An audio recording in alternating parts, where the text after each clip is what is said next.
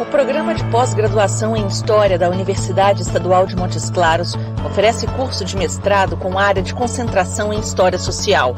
Nosso objetivo mais amplo é a formação acadêmica e técnica dos profissionais que se dedicam à docência e a diversas instituições de pesquisa, conservação e divulgação do passado histórico. Desenvolvemos pesquisas e formação em duas linhas. A linha 1 aborda as temáticas relativas à cultura, relações sociais e gênero. E a linha 2, temáticas relativas a poder, trabalho e identidades. Além de graduados em História, nosso curso de mestrado também recebe graduados provenientes de áreas afins.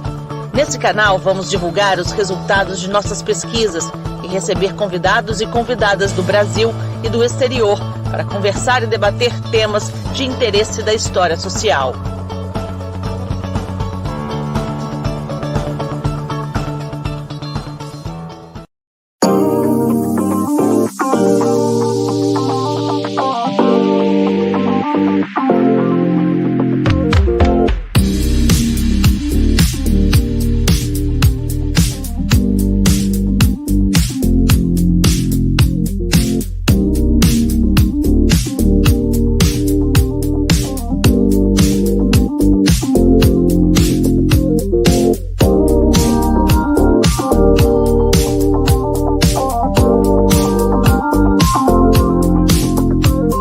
Todos e todas. Estamos indo para o nosso segundo dia do evento Direitas Ontem e Hoje.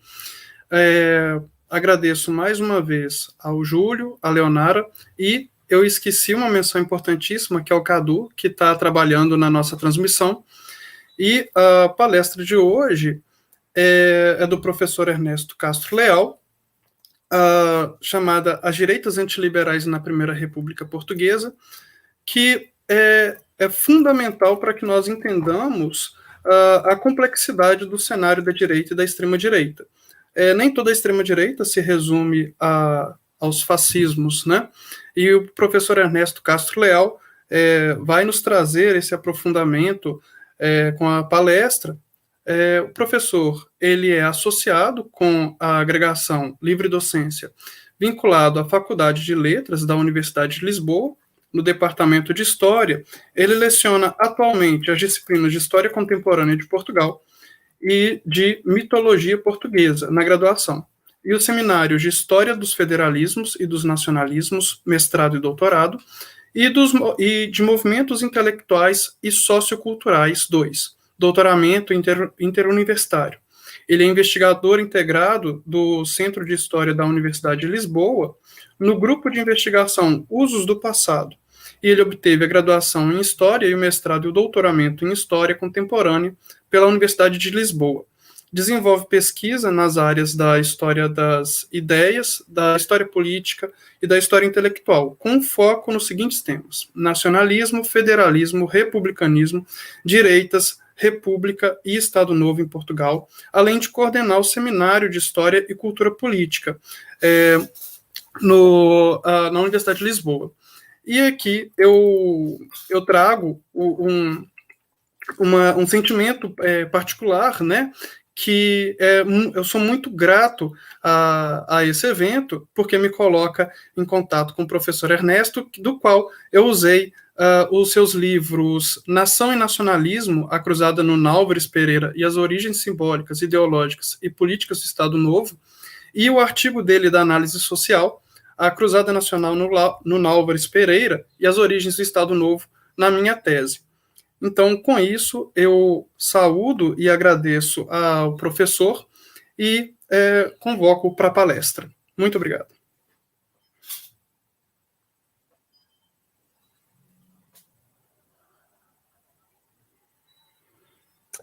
Muito boa tarde a todos e a todas. Ouve bem? Ideias, 1926. Apresento versões, identidades e divergências e convergências dessas direitas antiliberais e o meu ponto de partida é um texto que está em construção.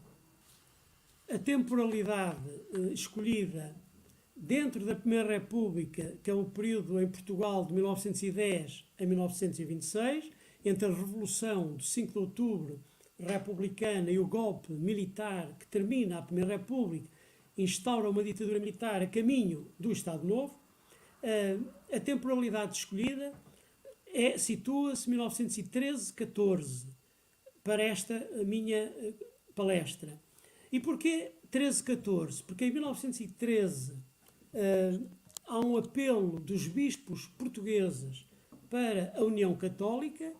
Esse apelo dos bispos vai permitir que 4 anos depois se cria a primeira organização política católica, o Centro Católico Português, 1917, e em 1914 surge uma outra direita antiliberal, o integralismo lusitano, que terá como figura de relevo António Sardinha, enquanto que o Centro Católico Português, a partir de 1919, tem como figura de relevo António de Oliveira Salazar. Portanto, é esse período, 13-14, nos anos iniciais da Primeira República, até ao golpe militar. Características de base da sociedade portuguesa que interessa apresentar a um público alargado e que explicam também a fragilidade das estruturas políticas e ideológicas em Portugal. Neste período da Primeira República, há uma dominância do mundo rural, uma lenta industrialização do país, com 2 polos, Porto e Lisboa, Porto com ligação a Braga e Lisboa para Setúbal, pouco mais, uma crescente urbanização e desenvolvimento do comércio e serviços, transportes, comunicações, comércio e serviços.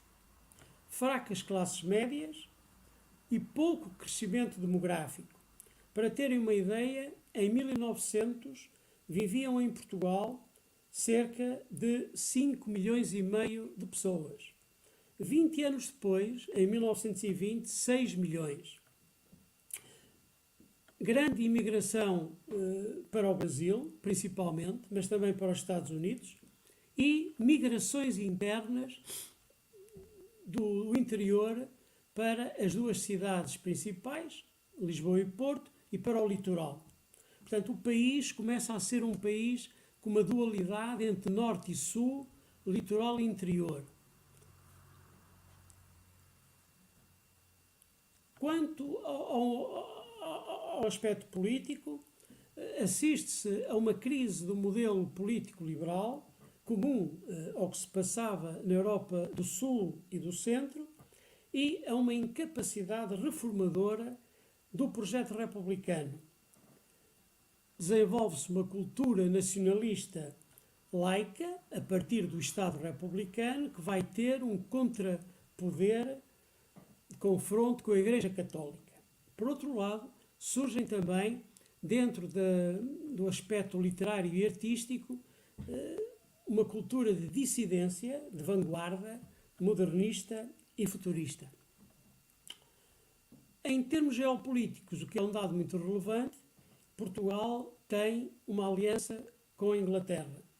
É uma aliança longa, desde 1385, que foi-se renovando ao longo do tempo. Essa aliança permite o desenvolvimento das nossas políticas externas, quer em termos europeus, quer em termos coloniais. A importância geoestratégica dos Açores, do Atlântico e no Atlântico os Açores. E um aspecto relevantíssimo, a meio da Primeira República, entre 1914 e 18, desenvolve-se a Primeira Guerra Mundial, que vai ser trágica para Portugal. Portugal vai participar na frente, inicia na frente africana da guerra, no sul de Angola e no norte de Moçambique, contra os alemães, e depois vai ter soldados na frente europeia da guerra, na Flandres francesa. Só para terem uma ideia, são mobilizados, durante o período de confronto, cerca de 105 mil combatentes. E destes morreram cerca de 7.700 combatentes. este aspecto será relevante para uma espécie de anestesia da sociedade portuguesa, de uma sociedade com crise económica, com crise financeira, com crise política, com crise social, com crise mental. E depois da guerra assiste-se a uma gravíssima inflação e perda do valor da moeda. Há uma pequena retoma em 1924-25. Estes elementos serão importantes para o que irei falar a seguir. Fundamentos. Quanto aos fundamentos das várias direitas antiliberais, eu selecionei tópicos em torno de 3 ideias. O tomismo, pensamento de São Tomás de Aquino, que vai ser reelaborado pela Igreja Católica a partir do Concílio Vaticano I. Não é? O Concílio Vaticano I é o primeiro concílio que se realiza depois do Concílio de Trento, 1869-1870. Então, aquilo que alguns chamam neotomismo é uma reelaboração do tomismo à luz da resistência, não é, católica ao laicismo liberal, republicano e socialista. Ora, no tomismo, temos aqui algumas características que convém salientar. A primeira é uma ética espiritual cristã. Um segundo tópico é a submissão da filosofia, da razão, à teologia, à fé, às verdades reveladas. A religião como fundamento moral, portanto, uma religião d'abord, que se vai opor ao politique d'abord, não é? A ideia de uma sociedade perfeita, não é? Deus, homem e o mundo. E, inicialmente, uma resistência à modernidade, através das encíclicas papais de Pio IX e de Leão XIII, e depois um certo ajustamento à modernidade liberal com Pio X, Bento XV e Pio XI. Qual é o grande doutrinador estrangeiro que terá uma grande projeção nesta ideia do tomismo? É Jacques Maritain. Jacques Maritain, com a sua obra Antimoderne, 1922, Jacques Maritain há de ter depois, nos anos 40 e 50, uma perspectiva democrática, não é? Um neotomismo democrático. Mas aqui ele tem uma visão de um neotomismo antidemocrático. Ora, o tomismo influencia as direitas antiliberais que se reconhecem no catolicismo político e na área do monarquismo. Quanto ao positivismo, ética laica, ordem e progresso, tem uma projeção enorme no Brasil, como sabemos, uma perspectiva política ortodoxa que é recepcionada em Portugal nestas direitas antiliberais, sem adotar a religião da humanidade, apenas a parte da ciência e da política, o cientificismo, uma ditadura sociolátrica que conduz à ideia, ao mito do governo técnico, não é? Naquele debate entre intelectual, político e técnico, este positivismo ortodoxo defende o governo das competências, não é?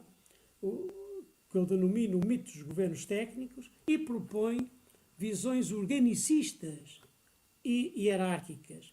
Claro que o grande autor é Auguste Comte, o seu monumental Manual de Sistema de Política Positiva, 4 volumes de Sistema de Política Positiva, publicados em 1851-54, e uma obra que por vezes não se refere muito, o Apelo aos Conservadores, que Auguste Comte faz em 1855. Este texto é um texto muito lido por esta direita positivista conservadora.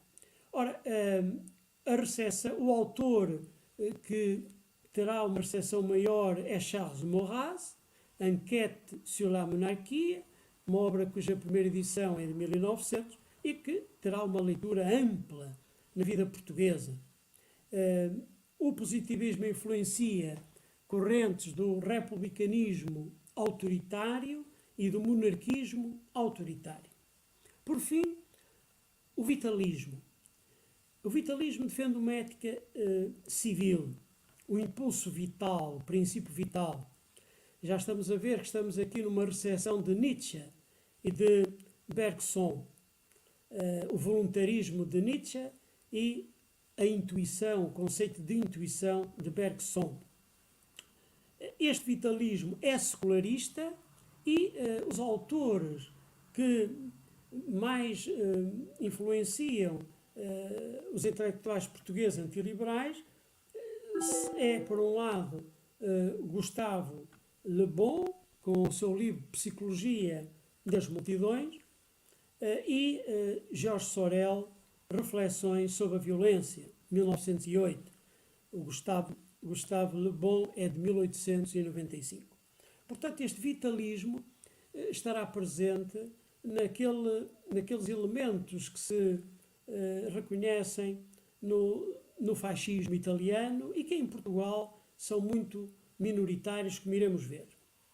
Ora, tomismo, positivismo e vitalismo são correntes de opinião importantes para fundamentar estas direitas antiliberais.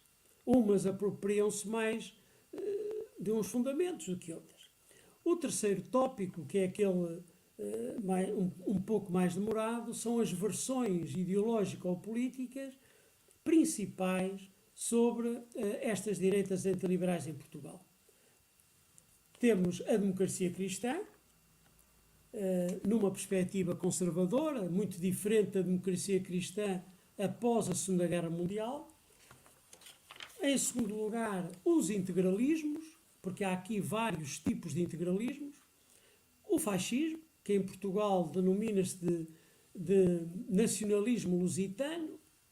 E, por fim, aquilo que eu denomino o cruzadismo nacionalista, que foi, de facto, a organização que eu estudei na minha tese de doutorado, a Cruzada Nacional Dom Novas Pereira, e que este cruzadismo nacionalista é um ponto de chegada dessa tensão entre democracia cristã, integralismos e fascismos, numa tentativa de síncrese, não numa síntese, não superar a tese, não é? Como a antítese para uma síntese, mas uma síncrese, isto é, construir um território conservador, autoritário, sincrético, com componentes diversas das várias direitas antiliberais, e será isso, no fundo, o nosso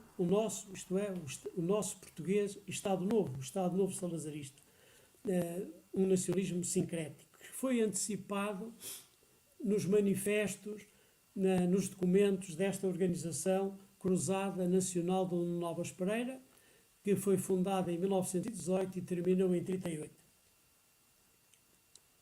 A argumentação essencial das direitas antiliberais portuguesas questionou as lógicas individualistas, utilitaristas e relativistas dos liberalismos e dos republicanismos, assim como as lógicas coletivistas e igualitárias dos socialismos, visto que os doutrinadores destas direitas antiliberais considerarem que essas ideias provocavam a dissolução da tradição portuguesa, onde eles inseriam uma imaginária eternidade quanto ao providencialismo histórico, portanto, um mito de origem providencialista. Vamos ver, em Portugal será o milagre de Ourique, não é? O mito providencialista, António Sardinha tão bem trabalha.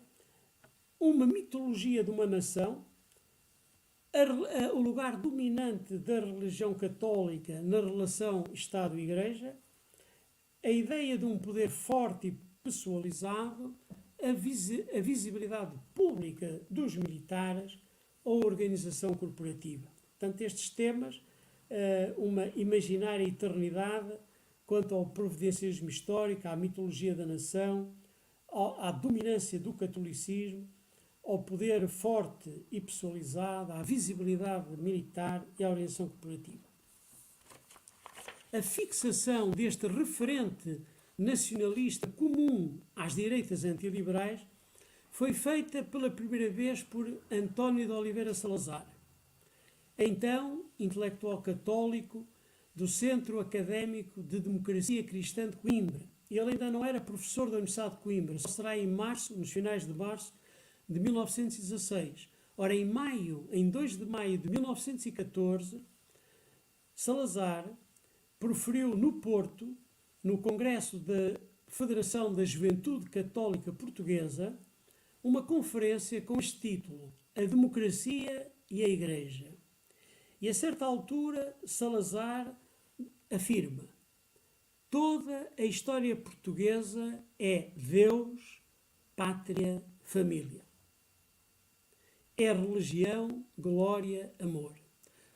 Mais à frente, repete: a alma portuguesa.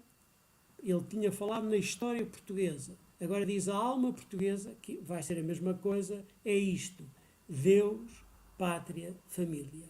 Religião, glória, amor. Está aqui, em 1914, enunciada a divisa, que será a divisa do Estado Novo. Ele próprio, Salazar, num outro discurso, já no poder, em 1936, para comemorar o 10º aniversário do golpe militar de 1926, em Braga, num texto intitulado As Grandes Certezas da Revolução Nacional, no final ele afirma o seguinte: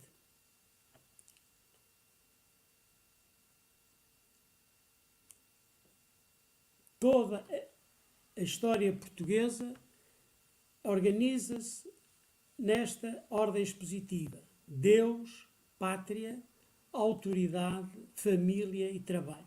Ele acrescenta autoridade e trabalho, mas a divisa essencial é Deus, pátria, família. Democracia cristã será, de facto, a versão político-ideológica dominante ao longo da Primeira República nestas direitas antiliberais, e que também seduziu algumas direitas liberais, mas aqui interessa-nos as direitas antiliberais, que se organizaram em 1917 no Centro Católico Português. Neste Centro Católico Português vão entrar em conflito duas correntes de opinião. Os católicos monárquicos intransigentes, que consideram que só a monarquia dá corpo a um regime católico e, portanto, defendem a unidade das esferas espiritual e temporal e dos poderes político e religioso. Tem, por exemplo, como figura mais relevante José Fernando de Sousa e Domingos Pinto Coelho. E os católicos centristas colaborantes com o regime republicano, aqueles que seguem a encíclica de Leão XIII, Au Milieu de Sollicitude, de 1892, foi uma encíclica que o Papa Leão XIII dirigiu aos bispos franceses para participarem no regime republicano quando a tal fossem solicitados. Quer dizer, que os católicos devem participar em regimes monárquicos ou republicanos. Bem, mas sabemos que esta posição teve grande confronto dentro da própria política da Santa Sé. No entanto, foi acolhida pelo Papa Leão XIII. Ora, esses vão ser chamados os católicos centristas, aqueles que decidem participar e dialogar com o regime republicano. Entre 1917 e 19, o Centro Católico Português é dominado pela primeira corrente, os católicos monárquicos intransigentes. A partir de 1919, num congresso que se realiza em 19, Salazar vai-se afirmar como doutrinador dos católicos centristas. E, portanto, o Centro Católico Português vai dominantemente ser governado por esta perspectiva católica centrista até ao golpe militar de 1926. O que é que os católicos, quer os primeiros, os monárquicos intransigentes, quer os segundos, os centristas colaborantes, não abdicavam? Não abdicavam de criticar o laicismo político, cultural e educativo da Primeira República. Por outro lado, também convergiam na crítica a que o Estado não devia ser laico. O Estado podia ser confessional ou então devia negociar uma concordata de separação entre o Estado e a Igreja Católica. Outro aspecto comum é que na representação política do Parlamento faltava a representação dos interesses sociais. É a perspectiva corporativista católica. Por outro lado, diagnosticavam uma crise da autoridade do Estado e da ordem pública. Tivemos dezenas de movimentos revolucionários ao longo da Primeira República. Há historiadores que consideram que a Primeira República foi uma guerra civil intermitente. Na verdade, há um ciclo permanente de pronunciamentos militares, de conspirações, de governos a durarem muito pouco tempo, presidentes da República. Só um presidente da República, António José de Almeida, é que completou o seu mandato. Portanto, toda essa instabilidade convergia. No entanto, o mecanismo de diálogo destes católicos com o Estado republicano vai ser aprofundado pelos católicos centristas e vão ter o apoio do Cardeal Patriarca de Lisboa, Dom António Mendes Belo. Dom António Mendes Belo, a partir de 1919, portanto, da segunda grande fase da Primeira República, 1919 a 26, e o Presidente da República, António José de Almeida, vão ser um fator de apaziguamento da questão religiosa em Portugal e, portanto, restabelece as relações com a Santa Sé e reduz-se, não é, diremos, o jacobinismo, não é, antirreligioso. Temos então aqui de salientar a vertente do nacionalismo e do corporativismo católico como elementos importantes desta versão. Agora, sobre os integralismos, alguns tópicos. Claro que a base dos integralismos é o integralismo lusitano, um movimento que tem este nome, criado em 1914 e que durou após o golpe militar de 1926. Claro que com a morte de António Sardinha, que era o intelectual mais destacado, em 1925, o integralismo lusitano vai entrar numa crise profunda. E no seu interior debateu-se sempre duas grandes posições.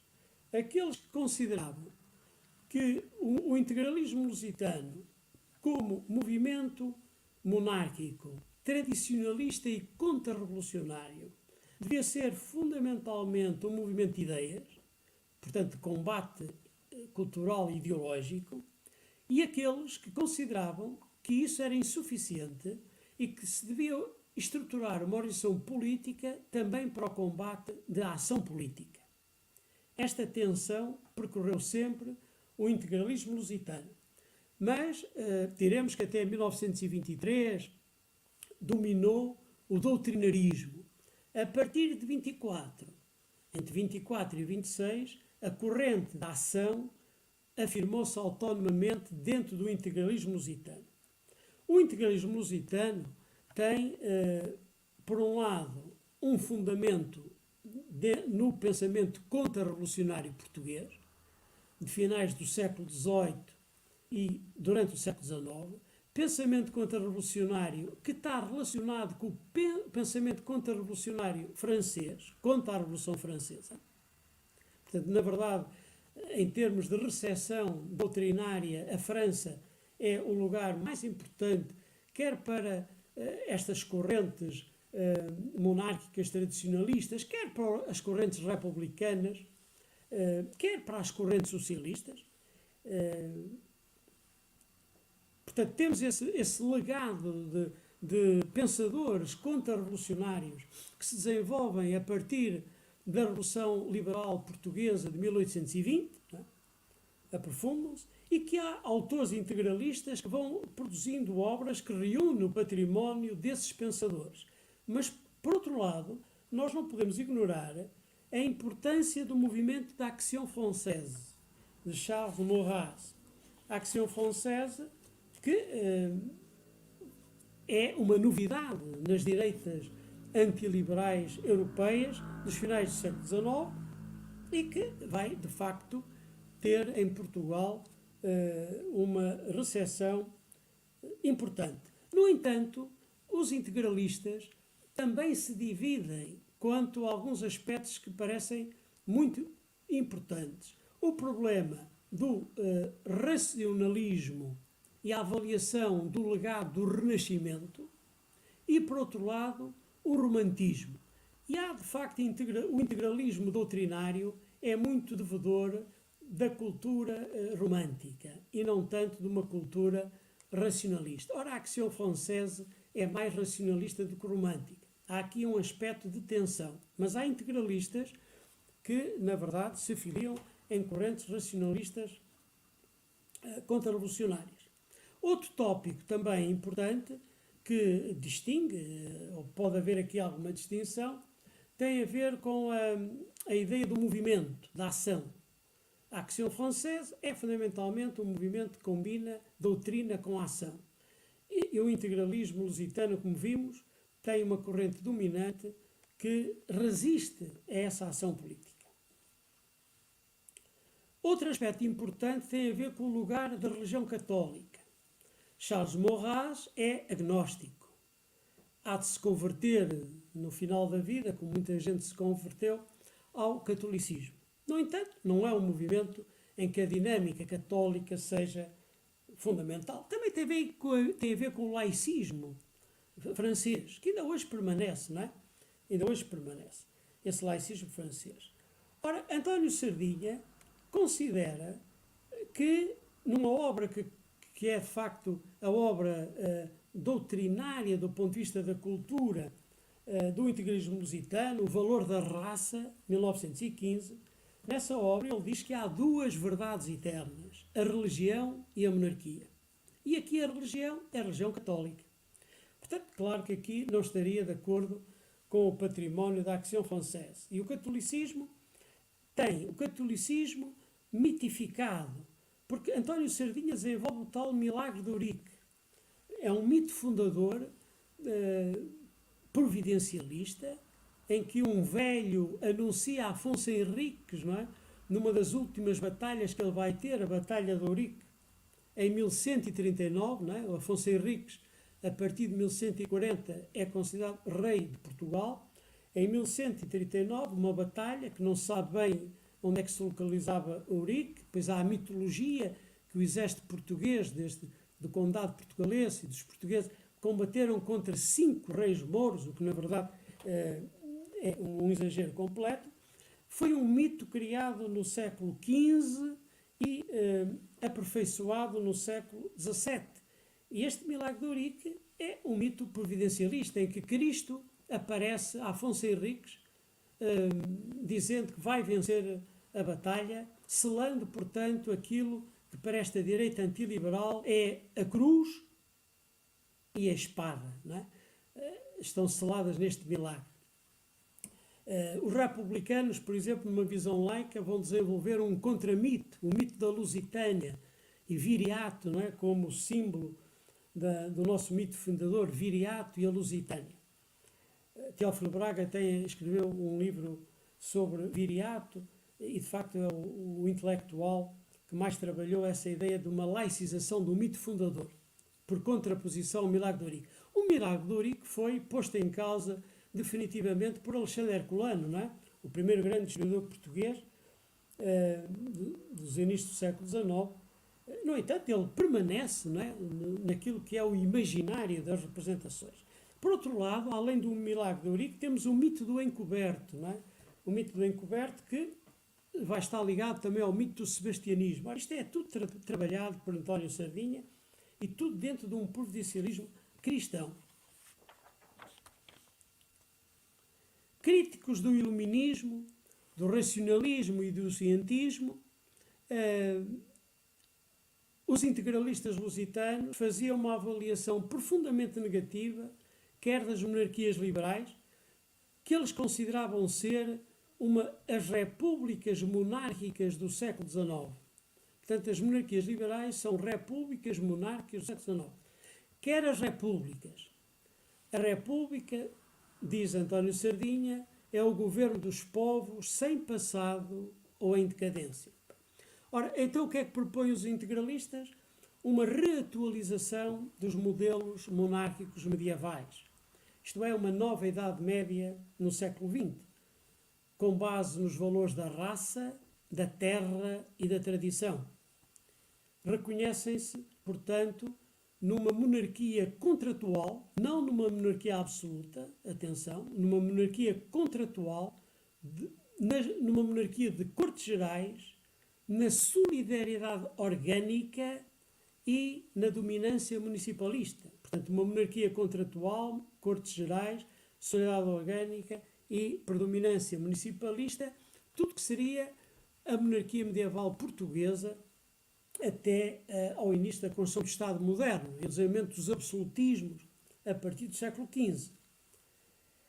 Perante esta visão dominante, desenvolveu-se uma corrente que vai ter como líder Francisco Rolão Preto e também Alberto de Monsaraz, mas Francisco Rolão Preto será o líder principal, esse sim completamente influenciado pela Action Française e também por Georges Valois, ou melhor, pela Action Française e, em particular, pelo pensamento sindicalista de Georges Valois, seduzidos com o fascismo italiano. Estamos em 1922, em janeiro, e entre janeiro de 1922 e agosto desse ano, lança-se um semanário com o nome A Revolução. Ora, cá está, esta palavra era pouco frequente nos integralistas doutrinários. Eles preferiam a ideia de contra-revolução, desenvolver uma contra-revolução, contra a Revolução Liberal, contra a Revolução Republicana, contra a Revolução Socialista, não é? Aqui temos, de facto, a ideia da ideia de revolução, não é? Uma direita revolucionária e não contra-revolucionária. E Rolão Preto tenta organizar, dentro do integralismo lusitano, esse movimento que, na verdade, não passou de agosto de 1922, mas 10 anos depois, e eu não vou falar nisso, já está fora do âmbito cronológico, 10 anos depois é criado um movimento nacional sindicalista, em 1932, finais de 32, e que se desenvolve ao longo de 33 até meados de 34. Um movimento nacional sindicalista, chefiado por Francisco Rolão Preto, em que já temos as camisas, já temos o braço estendido, os grandes comícios, grandes manifestações, toda uma estética fascisante. Temos a ideia do chefe, não é? Aquilo que os integralistas históricos, doutrinários, diziam que eram monárquicos. Queriam a monarquia de monárquicos, não eram monárquicos, eram monárquicos. A ideia do chefe, a ideia das massas, a ideia do movimento. E, na verdade, foi um poderoso movimento que o presidente do Conselho, Salazar, através de uma nota governamental, em julho de 1934, proibiu o movimento nacional sindicalista. É proibido por uma nota do governo. E dizendo, ou aderem à União Nacional, que era o partido único do governo, ou então entram em situação de sedição, não é? Proibição total. Não é? O jornal deste movimento nacional sindicalista tem o título de Revolução. Ora, em 22 era a Revolução e agora Revolução. Continua a ser esta ideia da Revolução. Este movimento é um movimento muito ligado, há muitos estudos feitos no Brasil por historiadores brasileiros relacionados com a ação integralista brasileira. A ação integralista brasileira conseguiu juntar três componentes dentro do movimento, uma componente católica, conservadora, cujo chefe Plínio Salgado, uma corrente fascista italiana, Miguel Real, e uma corrente já com simpatias nazis, Gustavo Barroso. Bem, o movimento nacional sindicalista não conseguiu juntar essas correntes todas e, por outro lado, não havia um ambiente favorável em Portugal para continuar a desenvolver esse movimento. Há um investigador do Centro de História da Universidade de Lisboa, ao qual eu pertenço, que numa das sessões deste seminário apresentou comunicações ao Alberto Monsaraz. Alberto Monsaraz está muito ligado a Rolão Preto, portanto, provavelmente desenvolveu este aspecto já nos anos 30. O outro integralismo, este integralismo eu intitulei de um integralismo nacional sindicalista. Portanto, temos o integralismo lusitano, há aqui uma pequena dissidência, o integralismo nacional sindicalista, e temos uma outra já mais robusta, a Ação Realista Portuguesa. A Ação Realista Portuguesa, criada em 24 até 26 por Alfredo Pimenta, é de facto um movimento, pelo próprio nome, Action Française, Ação Francesa, Ação Portuguesa, Ação Realista Portuguesa, claramente inspirado na Action Française, muito mais do que o histórico integralismo lusitano. Quer dizer, há dinâmicas da Ação Realista Portuguesa que não estão presentes no histórico integralismo lusitano, por isso eles se separam, mas eles têm, não é? Saem do integralismo lusitano.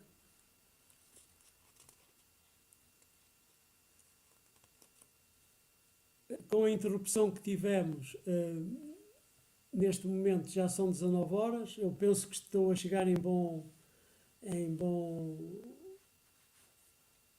meio sonoro a todos.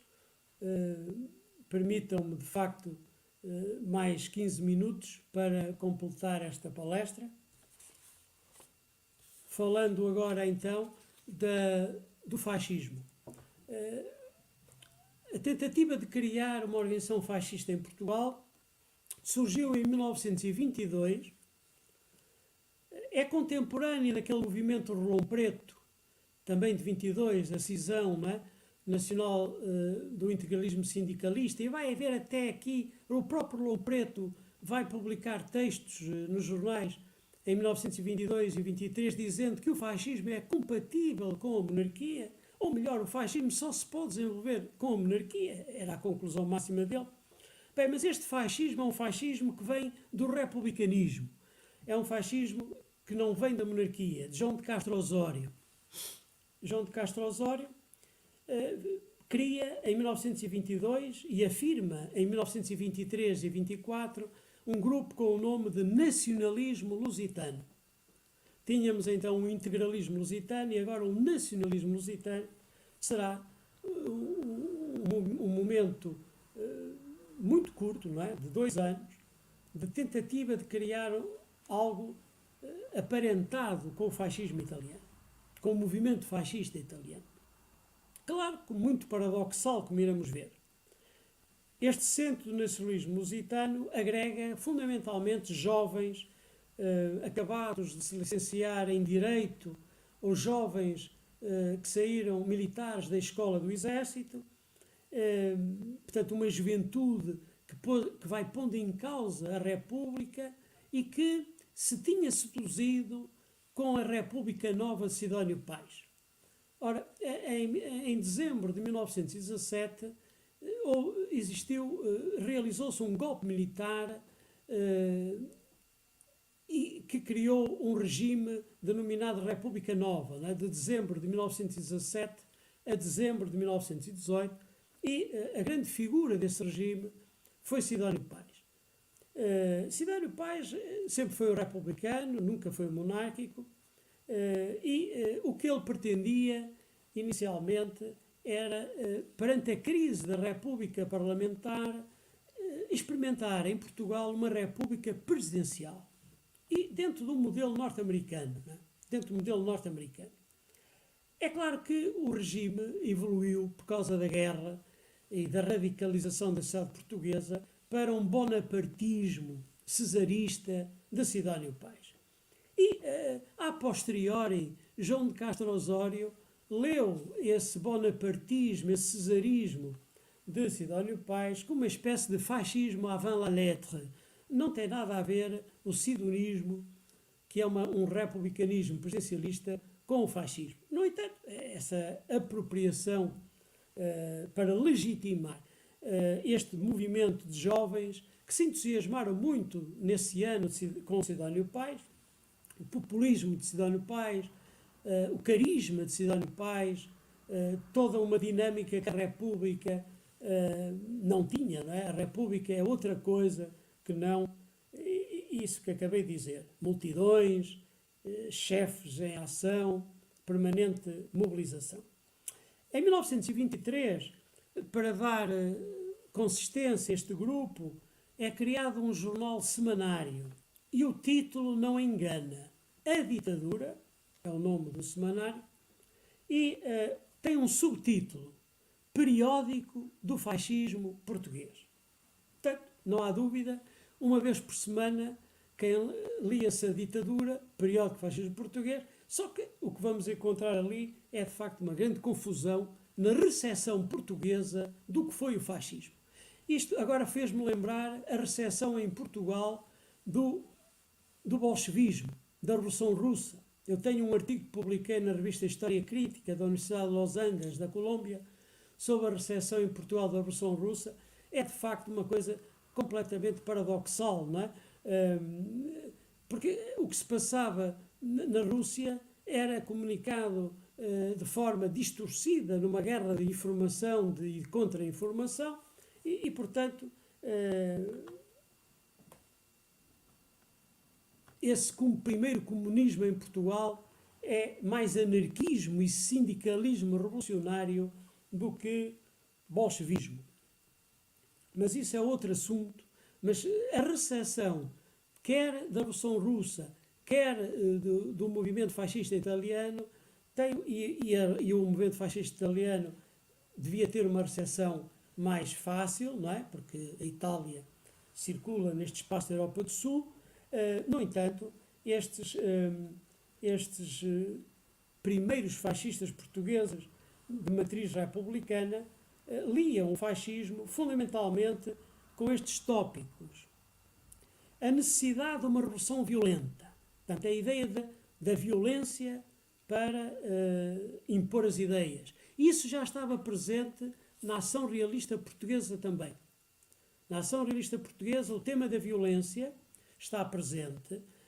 Aliás, a ação realista portuguesa cria o corpo de voluntários da ação realista, é uma espécie de camelot du roi, não é?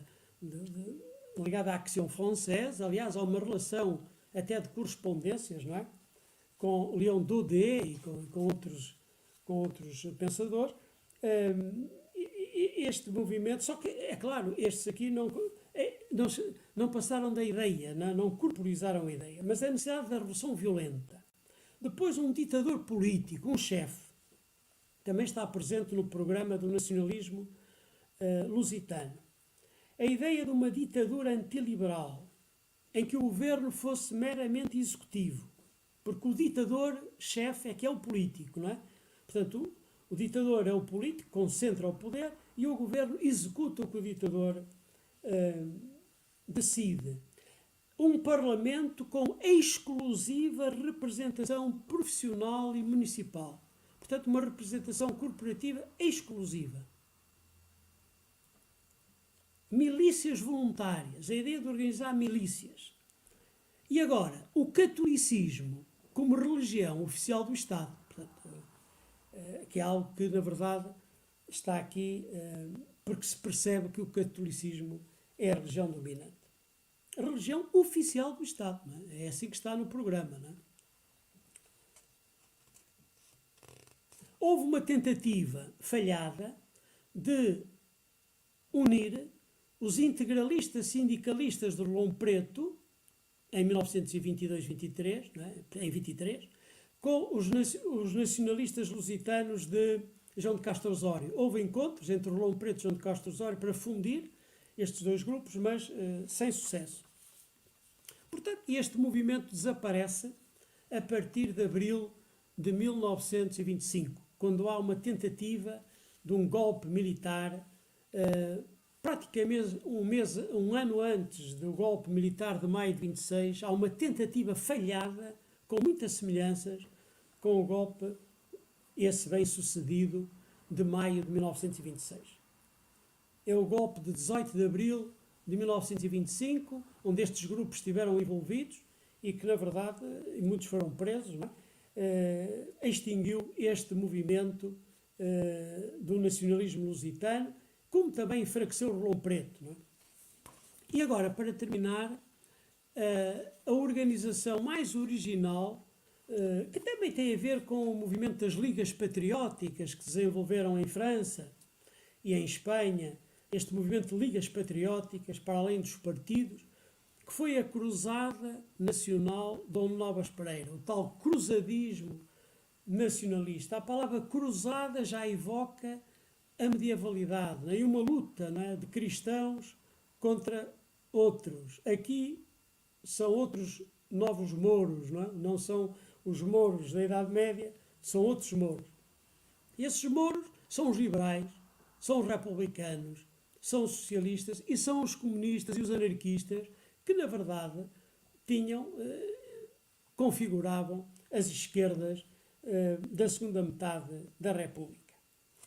Portanto, Cruzada Nacional de Novas Pereira, um herói no Novas Pereira, o herói da independência nacional face a Castela, na Batalha de Aljubarrota, de 1385. Portanto, um herói chamado ao lugar legitimador do nacionalismo português. Portanto, Cruzada, por um lado, no Novas Pereira, por outro. É uma original liga de elites e de notáveis locais. Entre 1921 e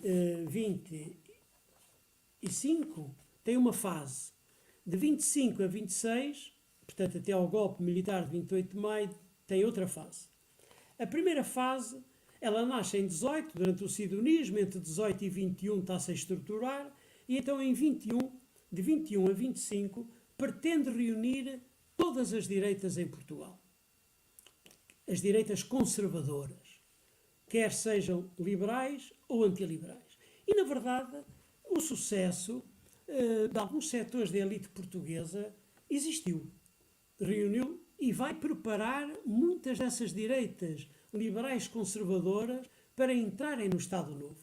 Um dos setores importantes da elite do Estado Novo salazarista vem das direitas conservadoras liberais portuguesas. E depois, claro, das direitas antiliberais, monárquicas, católicas. Portanto, este convívio, não é, entre várias direitas, em torno de figuras prestigiadas, marca professores universitários, oficiais de marinha, diplomatas, escritores, marca o tempo da cruzada no Novas Pereira entre 21 e 25. Contra o regime dos partidos políticos, contra uma república que não consegue sair, desenvencilhar-se das suas divisões permanentes.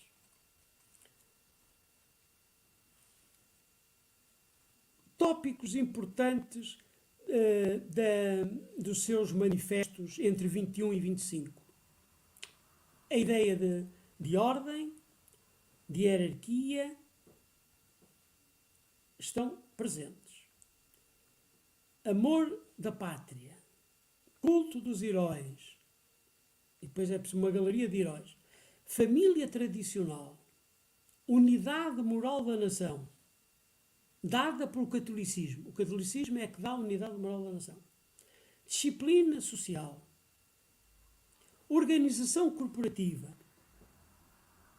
mas um corporativismo católico. Pode ser um corporativismo misto, operários e patrões, ou só patrões e só operários.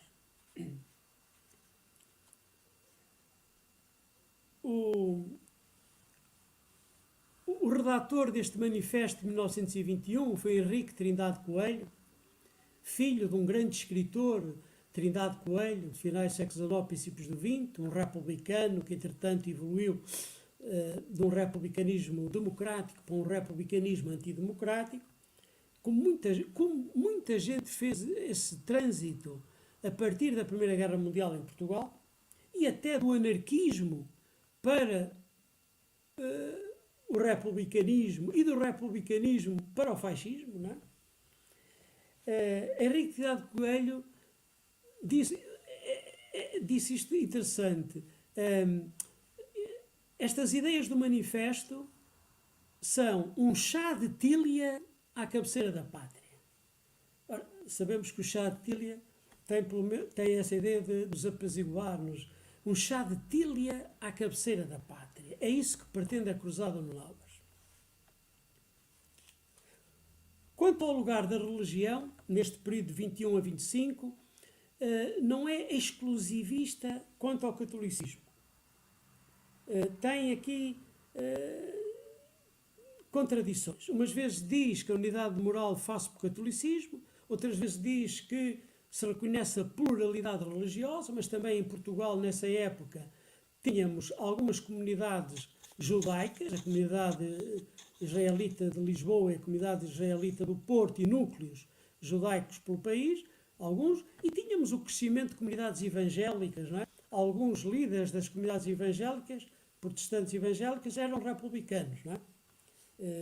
Mas, de facto, a Igreja Católica é dominante. O corporativismo. Também é interessante a tentativa de juntar tradições diversas do corporativismo. Isto também vai ser algo específico do Estado Novo português, não é? Se fizermos uma história comparada do Estado Novo com as outras ditaduras antiliberais da época. Temos, por exemplo, uma tradição republicana liberal corporativa. Aquilo que é o corporativismo parcial, municípios e profissões. O solidarismo, não é? O solidarismo republicano é um organicismo, é um corporativismo liberal republicano. Temos o corporativismo católico, é o corporativismo de associação. Temos depois o corporativismo monárquico integralista, que é o corporativismo integral, não é? Temos o corporativismo da República Nova do Sidónio Pais, que junta províncias e profissões, não é? Pode ser províncias e profissões ou municípios e profissões. Dividir o país por províncias ou só por municípios. Mas havia aqui um denominador comum, era a necessidade da representação política dos interesses sociais. Ou num órgão autónomo, seria uma Câmara Corporativa, ou então, dentro de uma única Câmara, um espaço para essa representação corporativa. A partir de 1925, a ideia de juntar estas várias direitas,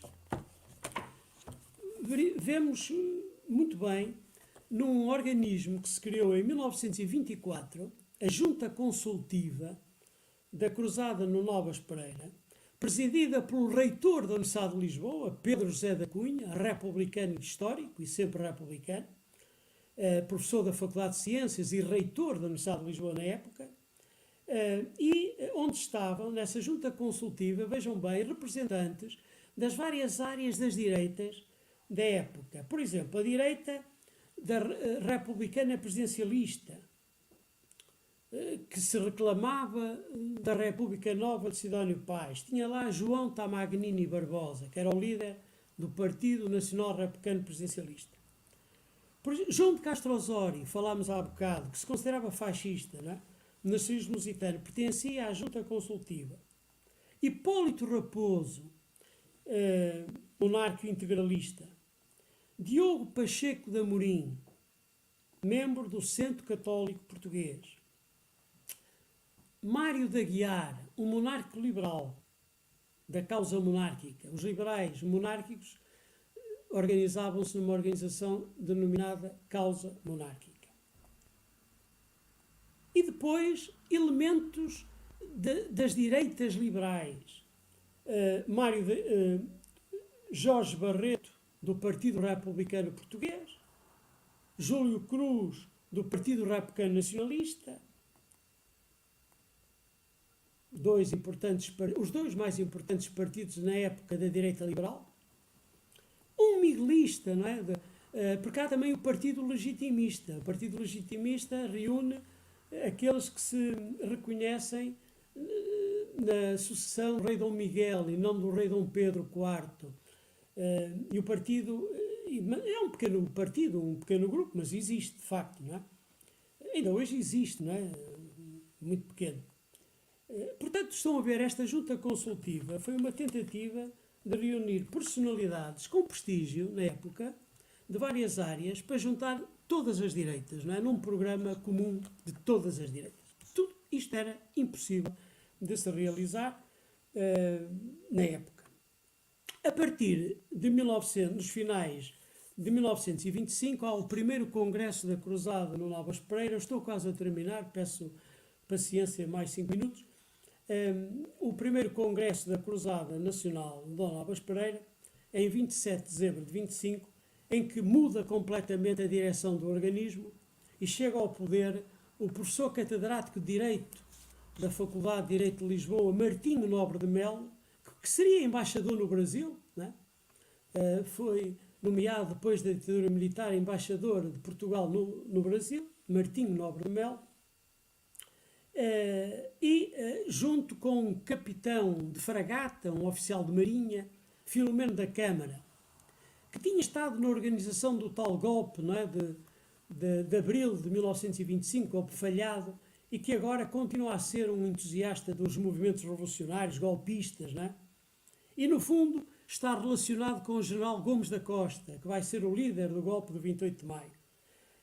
Ora, esta mudança é relevantíssima, porque a Cruzada no Nobres vai agora tentar organizar também um movimento ideológico e organizativo de características fascistas. Martinho Nobre de Melo tem este período de 1925-27 uma certa sedução pelo Estado fascista italiano, tal qual ele se realiza nessa época, né? 1925-27.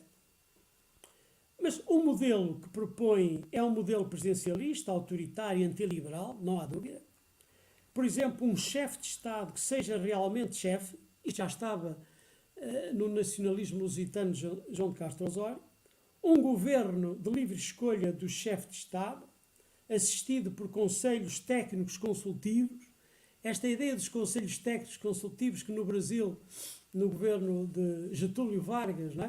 O Estado Novo de Vargas vai ser tão importante, os conselhos técnicos consultivos. Também em Portugal existiram correntes de opinião que defendiam estes conselhos técnicos consultivos. O sindicalismo orgânico e o intervencionismo do Estado na economia, não é? Portanto, temos aqui a tentativa de uma dinâmica filofascista, não é?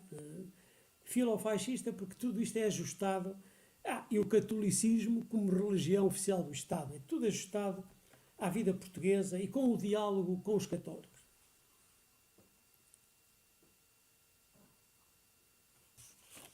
Terminando, direi que aquilo que apresentei foram tópicos de um texto em construção que visa, no fundo, surpreender, mapear e surpreender estas várias versões, divergências e convergências das direitas antiliberais em Portugal. É claro que teria sido melhor eu ter apresentado só uma, mas considerei importante para um público alargado e que provavelmente não conhece estas dinâmicas da vida portuguesa, apresentar um painel sintético sobre este tópico, direitas antiliberais em Portugal, e agradeço mais uma vez a toda a assistência terem resistido, não é?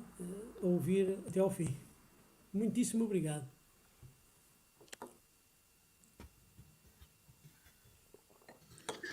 Agradeço ao professor Ernesto.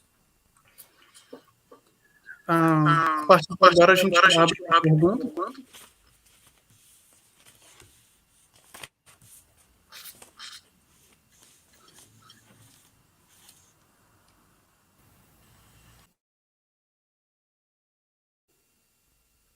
Posso responder?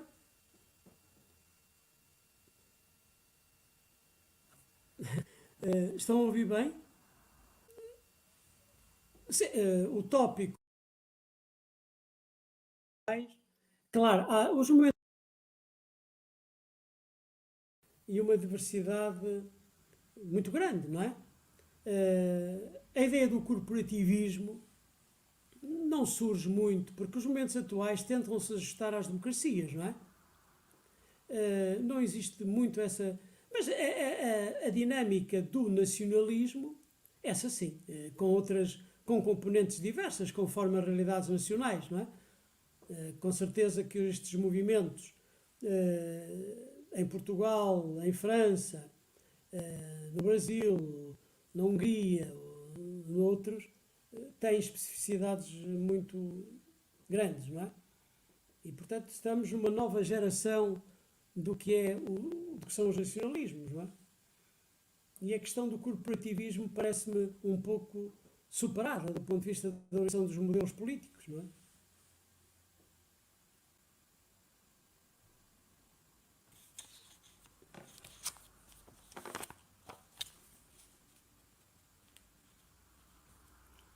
Por exemplo, em Portugal nós temos um grupo que podemos.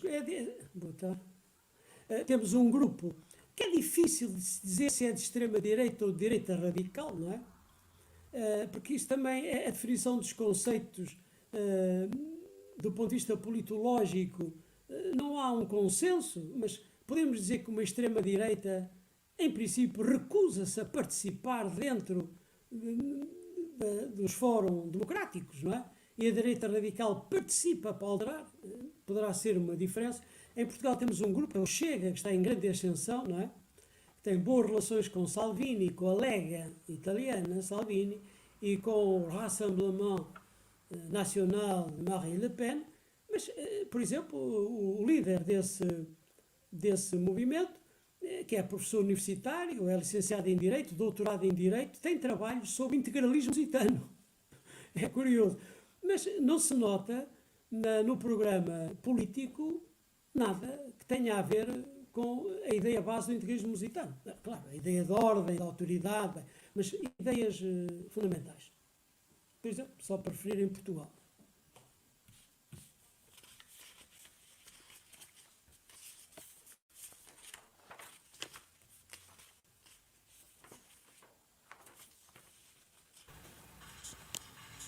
Posso fazer uma pergunta?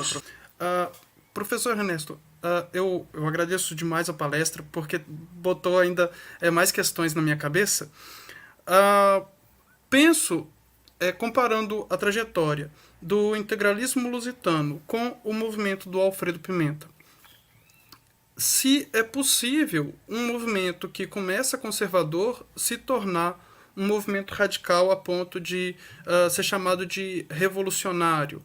E aí, pensando de maneira comparativa, uma das características do conservadorismo e do reacionarismo é a questão pragmática, né? O passado como laboratório de experiências para o futuro. O Alfredo Pimenta, ele assumiu uma postura tão pragmática a ponto de deixar a questão monárquica de lado e ser assimilado, contribuir para o governo Salazar. Por outro lado, o integralismo lusitano, ele não abdica, enquanto integralismo lusitano, do monarquismo, e o nacional-sindicalismo, ele opta, o nacional-sindicalismo do Rolão Preto, ele opta por uma outra trajetória, que é de polarização com Salazar. E aí penso eu se isso não seria, não uma contra-revolução, mas uma revolução contrária. Muito obrigado pela operação pelo território nacional ligado com militares. Eles vão estar presentes no golpe militar de 28 de maio de 1926. Luís Chartres de Azevedo é a figura que faz a ligação e há vários elementos da ação realista portuguesa, militares, que estão presentes. Portanto, a revolução não é uma revolução a partir da sociedade civil. Essa ideia de revolução é deslocada para a instituição exército, fundamentalmente, que atua no território. Claro, não há um pôr de lado da Marinha, é muito importante a Marinha, não é? Mas todo o processo revolucionário é um processo que é deslocado para uma instituição tradicional, que são as Forças Armadas. E, no fundo, o golpe é um golpe das Forças Armadas. Não é? Portanto, a ideia aqui de é uma contra-revolução, é o conceito fundamental do integralismo lusitano. Alfredo Pimenta também o usa, mas ele percebe, pelas relações que tem com os militares, quando cria o corpo de voluntários da Ação Realista Portuguesa para fazer vigilância, para fazer sabotagens a conferências, como uma de António Sérgio, não é? E outras, junta também antigos combatentes da Primeira Guerra Mundial, alferes e tenentes da Primeira Guerra Mundial. O 28 de Maio é muito assente em tenentes. É curioso, a Revolução de 5 de Outubro tem por base sargentos e alferes. A base. O 28 de Maio em tenentes e o 25 de Abril nos capitães. Quer dizer, isto é uma progressão da hierarquia militar, não é? O que mede um bocadinho as lógicas de funcionamento da estrutura. Portanto, há muitos tenentes ligados à Ação Realista Portuguesa. Vasco de Carvalho é um homem da ação do integralismo, participa naquelas conferências ibéricas, não é? É o único que fala sobre a guerra, Vasco de Carvalho. Combateu ao lado de Gomes da Costa na Flandres Francesa e é um homem que depois vai estar também no 28 de Maio. Não é um porta-voz do integralismo lusitano, mas vai estar. Portanto, tem aqui a ideia de revolução para a Ação Realista Portuguesa, é deslocada para a instituição militar, fundamentalmente para o Exército. É uma revolução militar. Não tem a ver com a ideia da revolução fascista, que é uma revolução fundamentalmente civil, com certeza, com enquadramento e depois a decisão militar. Não é? Era o João de Castro Osório tinha esse imaginário, não é, do movimento civil, de massa civil.